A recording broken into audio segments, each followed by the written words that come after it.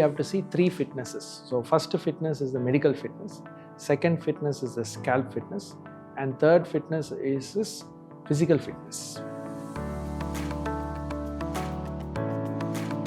After we assess these fitnesses, then the next step is to first patient has to have the complete information about the transplant. So we always give them a complete informed consent forms.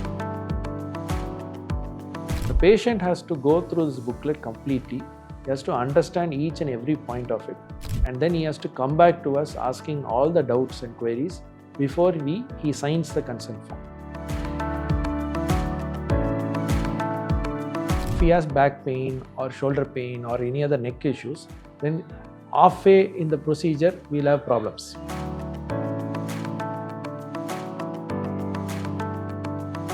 And once there is an understanding that this is what is going to be done, then we trim the hair. After the hair is trimmed, then again he washes the hair. Then after that he moves towards the next step, which is the surgical part.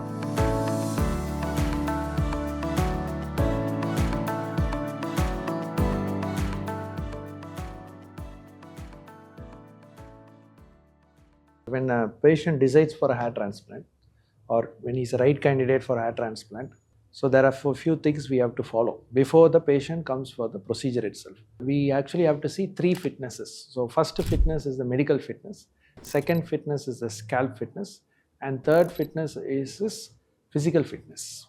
So medical fitness meaning whether he has got any other medical issues, cardiac stability, and all the other medically, everything for any other surgery, whatever we do, we have to check everything. That is the first thing. The second thing is the scalp fitness. So scalp fitness, what we see is basically you have to rule out any dandruff, seborrheic dermatitis, scalp folliculitis, any scarring anywhere in the scalp, all these things we have to see.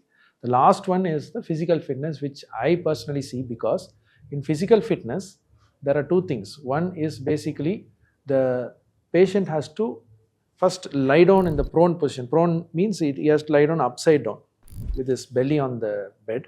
He has to lie down for at least 2 to 3 hours for us to harvest the grafts. And the next part of the procedure is he has to sit up straight, like in a beach chair position, for at least another 2 to 3 hours. So if he has back pain or shoulder pain or any other neck issues, then halfway in the procedure we'll have problems. So that is why we have to see all these fitnesses before we go for the surgery. So that is one thing. So after we assess these fitnesses, then the next step is to first patient has to have the complete information about the transplant. So we always give them a complete informed consent form. So what does the informed consent form mean is everything about the procedure, what are the alternatives to the procedure, what are the complications that can arise out of the procedure, everything is in a booklet. The patient has to go through this booklet completely. He has to understand each and every point of it, and then he has to come back to us asking all the doubts and queries before he signs the consent form. So this usually we don't give it on the day of the procedure, because he has to read it for some time, understand it, then he has to ask us questions, get everything cleared before he undergoes the transplant. So this is the next step. And then the third step would be getting them ready for the transplant itself. So on the day before this procedure, there are certain medications which he has to take. There is a way in which he has to wash the hair. And then on the day of the procedure, the patient comes for the procedure. Then there are certain things which we have to do on the day of the procedure, like all the BP measurement, all those things we have to do. And there are certain medications which we have to give. Then we will actually mark the hairline. This marking of the hairline is also done before he even confirms the surgery, because we have to show them exactly what is the hairline is going to look like and how many grafts we are going to take. Approximately we have to calculate and tell them so that they come to an understanding what it is. But on the day of the procedure, this is reinforced. We again mark the hairline. Then we actually calculate and show him how many grafts are required. And once there is an understanding that this is what is going to be done, then we trim the hair. After the hair is trimmed, then again he washes the hair. Then after that he moves towards the next step, which is the surgical part. The surgical part, there are two sessions. One is extraction of the hair, then the implantation of the hair.